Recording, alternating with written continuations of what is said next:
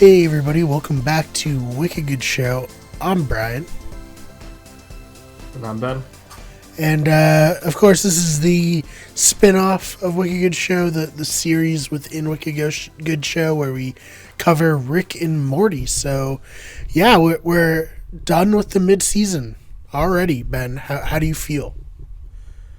I feel sad that this is the last Rick and Morty we're going to get for who knows how many months. I know, at least they went hard in the paint on this one. I felt. Yeah. They really went for it. We had Snake Hitler. So, how many shows can you say that? You know? Yeah, we had Snake Hitler. We had Snake Lincoln being saved from Snake John Wilkes Booth. Snake John Wilkes Booth, yeah. There's a lot. All kinds of. Yeah, you had Snake MIT. Yet another society that was fascist, by the way. Because when they got the time machine, he saved Lincoln, and then the guy immediately hailed, and then it was like, shit, gotta kill Hitler now. Yep. It's a running theme of this. Every society is fascist. Yeah, definitely a theme. This is also the second episode in a row which referenced Molly. So yes, definitely makes you wonder whether Justin Roiland is a big fan of the MDMA. I mean, I don't want to speculate, but yeah, probably. Yeah. All right, so where do we start off with this discussion, Ben? I mean, it's a time travel episode, so we can literally start anywhere, right? Right. Well, so then where do you want to start off? We can just we can start with the main A plot, and then kind of go and talk about the Jerry plot separately. All right, sounds good to me. So yeah, we start out, and the whole storyline of the episode is built around Morty not following simple instructions from Rick. It's the classic Rick and Morty adventure. Morty is not following the simple instruction to stay in the car when they hit a flat tire. And he ends up killing a hero astronaut snake from a very contentious snake civilization. Yeah, the snake was kind of an asshole, let's be honest. Yeah, I mean, definitely started there, right? Rick and Morty would just kind of mind their own business. There was no discussion. The snake didn't even hiss at them and give them a chance to have some kind of peaceful resolution. Right. Immediately went to the ankle biting. Yep. Which deserves to die as far as I'm concerned. He doomed his people the second he decided. I think it was a she. I think that was she. One of the main points. Yeah. Sorry. She doomed her people the second that she went there, Yeah, Brian's out here trying to rewrite snake history. Negate the advancement of women snakes. Yeah, my bad, everybody, my bad. It's just all snakes are inherently phallic. That's what throws me, That's fair. Yeah. But yeah, no, you're totally right. You're totally right. So I love the line too at this part where Morty's like, I didn't know there were snakes in space, and Rick's like, it's space. Everything's in space. So good. Yeah, I mean, we've seen, animal versions of all kinds of different advanced civilizations, and I think this is the first time we've seen a snake-based civilization. What's your thoughts overall on the snake planet? It was interesting, obviously, with them not really being able to speak. It kind of had an almost silent film section. There are obviously hisses and whatnot, but I think they did a good job with visual storytelling in a lot of the scenes that were just, with the snake planet. And of course, very interesting that despite it being a snake planet, it has a equal snake history to our own history. Yeah, I mean, what are the odds, really? Yeah. Yeah, It's also interesting that the earth snake hissing is a different language than the snake, like the intelligent snake planet language. Right. So that has to be translated. I mean, it only makes sense, right? That, yeah, I mean, it makes perfect sense to me. Oh, man. So yeah, Morty obviously feels a tremendous amount of guilt for this. And he, instead of just letting it go and letting them be doomed to nuke each other into oblivion because they're all snake races, he tries to send a earth snake in the other snake's place. Yeah, and that goes pretty well. Yeah, it goes great. Totally not a big deal or anything. Yeah, well, what'd you think on the planet, right? Right. What'd you think of that whole thing?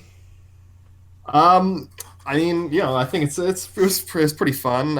It's definitely kind of a like a sci-fi trope and like a sociology trope where like the only thing that can stop like the infighting of like humanity, for instance, would be like uniting against a common enemy of like an extraterrestrial force. So we're seeing like a snake version of that. Really interesting. Same night as the season finale of Watchmen, with the original comic has a very similar storyline. Yeah, and no spoilers for that. Yeah, I don't know if they intentionally did that or just as like such a trope. We got a little bit of everything in here, though. We got that. We got Terminator. Yeah, a lot of Terminator references, and this was kind of like a meta commentary on like the time travel trope and genre in general as well, and like making fun of like time travel paradoxes. Yep. Oh yeah, I think that was really really well done when the snake goes back to kill Snake Hitler, and then it's just like an endless stream of snakes coming back to stop him, to stop the other one from stopping him, and so on and so on. Yeah, and the Hitler room gets like flooded with dead snakes. Yeah, just so good. Because I mean, it makes sense, right? Yeah, I mean that's like the classic another major time travel trope that like as soon as we discover time travel, everyone says that they want to go back in time and kill Hitler, right? Right. And they also played another big one, which is like stopping Lincoln from getting assassinated. Those are like two of the big ones. Those two and like stopping the Titanic from sinking are probably like the three main like time travel tropes. JFK too. Surprised we didn't get a JFK. 11/22/63 is the whole book and miniseries, right? I think that has Rick and Morty like parodied or ripped off Stephen King before? You've got to. Yeah. I can't think of anything off the that top should be of on the my list. head, but yeah. Should be on the list, yeah. But yeah, so that was of course interesting. I liked the little horrifying version of a Terminator that was supposed to look like a human, but they don't really know what humans look like. Yeah, and in the fight, Beth gets like so spooked by it that she just kills it. Yeah, it's awesome. And that's like one of the things that we've seen in like the new season 4 like opening sequence that's like actually a real thing in one of the episodes. Yeah, I was actually wondering when I was watching the intro before this episode, I was like, I wonder which one of these like is actually real, Yeah. And then I was like, oh, all right, there's one. Yeah, I mean, we still have half a season to go to maybe fill out a couple more of them, but yeah, it's good to know that some of those aren't just like complete like dick teases. Man, I always wanted to see the baby Cthulhu in a real episode, and it just never happened. Yeah, I think they're saving that one. I think that like that's become enough of like a like fan base wide dick tease that they're just like kind of gonna wait as long as possible to drop that one. The series finale of Rick and Morty. Hey, why not? So, what else about the snake storyline did you particularly enjoy, or not enjoy? Of course. I actually, when I was watching it, I wasn't like super into it, but like only after like in retrospect, did I kind of appreciate it more. Mm, So like in the moment, a lot of it kind of felt like disjointed to mm, me, like in terms of the like the storytelling. right. But in retrospect, I feel like that was kind of the point because it was like kind of satirizing time travel as like a narrative concept, Mm, and Rick breaks the fourth wall like he usually does, and like references how like time travel is like a bad narrative device, and like mm. it's like kind of hacky and it's always gonna get messy. Oh yeah, it's pretty much impossible to have a completely compelling time travel movie. I've heard Primer's pretty good, but I haven't seen it. I mean, depends what your definition of good is. I have seen Primer, Mm, and it's definitely a film that you have to watch like many times in order to understand what the hell is going on. mm, It's like intentionally confusing, right, right. and like every single like scene and plot point is like intentionally misleading. Mm, Um, and like it never is like extremely clear when like the order of events that are happening. mm, Yeah, I think that Primer is kind of a cult, classic cult mm. film because it's like seen Confusing. as this film that you have to like this intellectual film, quote unquote, where you Mm, have to watch it a million times to understand it. mm. Um, I and it like definitely is a prime example. I like Looper. I thought that was a decent time travel movie. I Mostly because it was like, hey, time travel's complex, so don't think about it. And I was like, all right, Yeah, I if mean, you're telling me not to, I won't movie. yeah, I think that was kind of one of the things that turned me off of Looper, honestly. Like that, like the ending, like them leaning so far into like, oh, the ending is for sure a paradox. Like, don't think about it. Don't Mhm. don't pay attention to the fact that it actually makes no logical sense. Right. Yeah. Yeah, no, that's definitely this but hey, we had some fun with it in this episode, such as Rick coming in and be like, no, I thought there'd be a time machine here. I'm gonna have to invent this myself. I don't even know snake math. That's so good. Yeah. Yeah, on top of that, there's actually a lot of little like if you go back, there's a lot of little like breadcrumbs with like Rick and Morty's spaceship being in like the corner of the scene when they're originally coming into the Snake Pentagon. Like there's these little things that set up the time travel storyline even before it's made clear that there's going to be time travel in the episode. Mhm. Yeah, I mean, hey, I gotta respect that. It serves for repeat viewings for sure. Um, so yeah, I mean, anything else you want to talk about at the main storyline? No, I think that it's the whole like paradox situation where the future Rick and Morty come back. They give Rick and Morty the time travel information and the bracelets, and then they go back to Snake 1985 Mm-hmm. and give the time travel information to the Snake scientists at Snake MIT. Yep, just an endless loop. Yeah.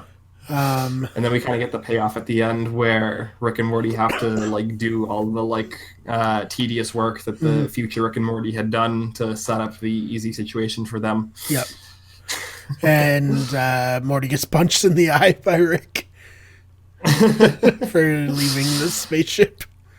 Yep. So it all comes around. Should have just stayed in the fucking car. All right, so on the other end of this, we have a Jerry episode or storyline rather. Yeah, a very holiday themed coming into to Christmas coming up Mm-hmm. here, Well timed. where it's all set up with Jerry trying to do the very complicated task of putting up Christmas lights on the house. Yeah, and he won't let Rick help him because he feels emasculated by Rick, obviously, and by Yeah. Rick's inventions to make everything easier. Yeah, I mean, I think that Jerry just kind of feels emasculated by the universe, but Mm-hmm. mostly Rick. Right. Yeah, that's definitely true. Yeah, he has a pretty interesting way to help Jerry with and let him feel like he's not actually helping him that much. Yeah, he makes Jerry's body buoyant compared to air, and he makes Jerry's shoes heavy compared to air, so that he can sit within an equilibrium of floating in air, basically. Yeah, so he can hang it, and then of course Jerry has to take it too far. Yeah, he decides to go and try and show up some people at the local b-ball court, try and prove that white men can jump. Yeah, and they think he's a Nazi. Yeah, I can't imagine why they'd get that idea. That's such a funny line. I have some power I need to exercise before it's gone.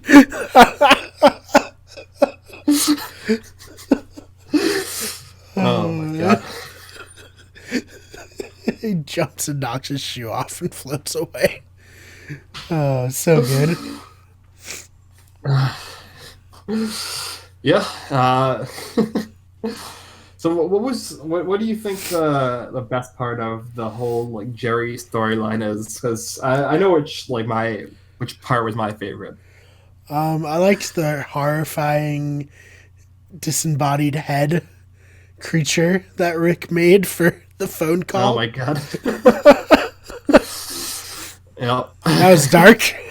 Shit. They showed he had some other ones too that he had saved Yeah, up, right? I have to go back. I saw a pizza guy for sure, but Yeah. I have to go back and check what those were.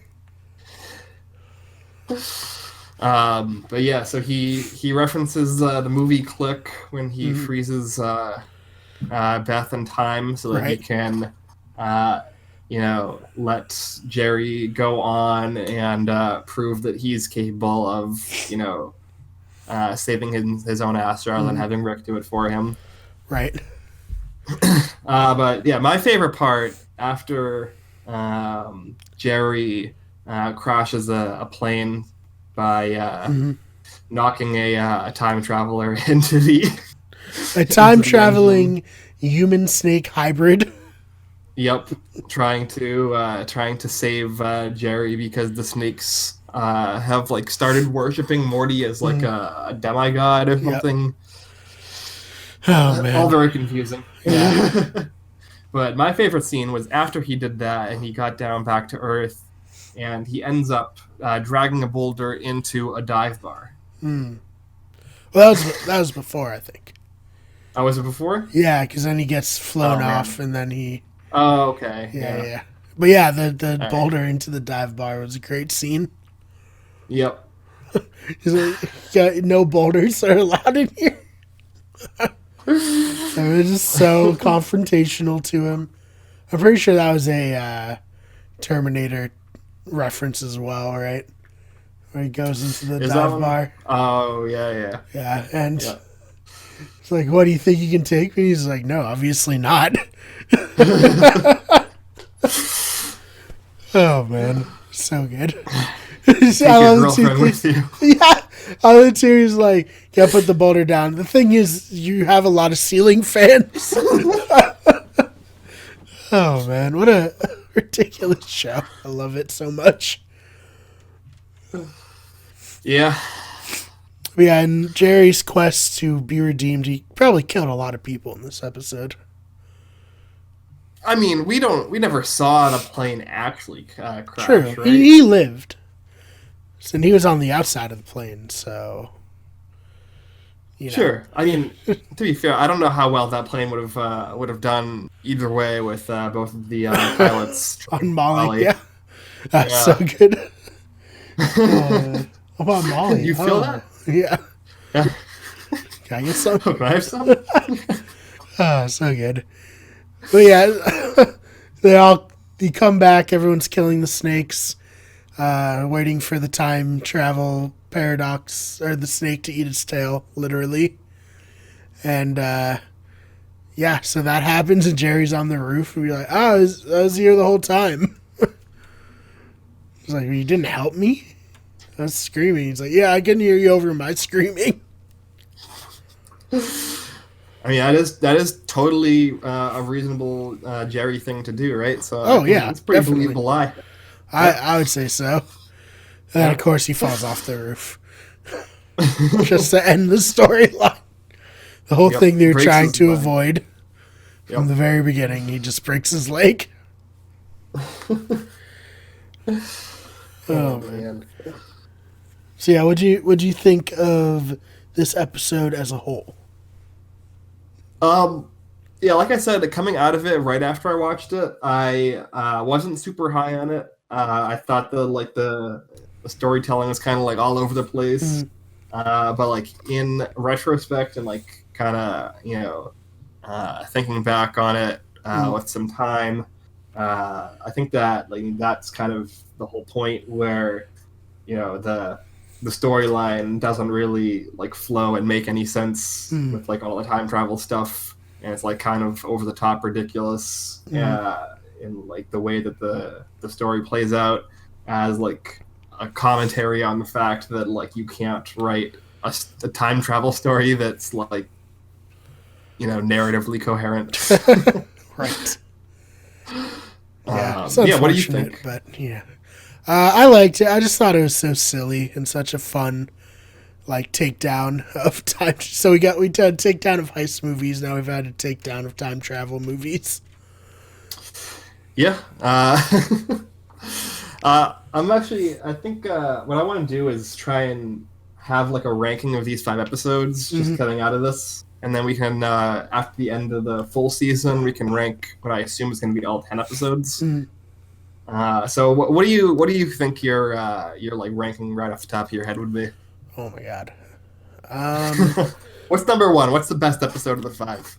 We I have. liked. Yeah. Sorry, Go I ahead. liked the heist one the best personally. Okay, that's interesting. What about you? I actually think that I would put the heist one last, honestly, which is surprising. Mm. That I would probably put the either the dragon one or the app development one first. Uh, Um, I really thought the dragon one was just like really fun, but yeah. it was like also like stupid, like Mm. juvenile humor Oh from like yeah, the start to the definitely. finish. So I think I'd probably put the app one number one, Mm.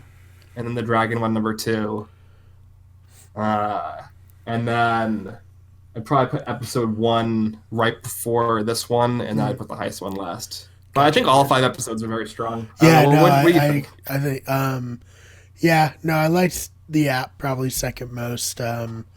Hmm. Then yeah, probably the same going down except yeah, Dragon episode 1 and then I guess this one would be my fifth, but it doesn't mean I didn't like it. You know what I mean? I still Yeah. liked it. I think there's some really amazing jokes in it. So it's hard cuz like you said there's so much good of all these episodes to where like, you know, it's you can everyone has a different like experience of it, but it doesn't mean anything's bad. Right. No, for sure. It's kind of interesting that I think that I put the two, because you talk about these two like takedowns of genres, that like Mm, those were like my number 4 and 5, mm, and maybe like I kind of have a an adverse effect to the episodes kind of coming in with an agenda, right. specifically satirize like one specific thing, but Mm, that doesn't mean I didn't like the episodes. right. Nah, I get you. Definitely. So is there anything else you want to talk about before we close it up for this half of the season? No, I mean I'm very happy with the season so far. I'm excited to see the second half. Mm. I think that the show is still putting out quality stuff. A lot of people like to complain on the internet that Oh yeah, the I'm not show even is reading the internet about this. I'm not going to let them ruin it for me. but yeah, I think that like, I'm still enjoying the episodes and Mm, they're still good. There's no like I think there have been mediocre episodes in the past, mm, and I don't think these 5 any of them have been mediocre. So mm. I have just no complaints. I'm Yep. excited to for the next half of the season to come. No, absolutely. Same here. And you guys can catch us soon, where we're going to be talking about The Circle.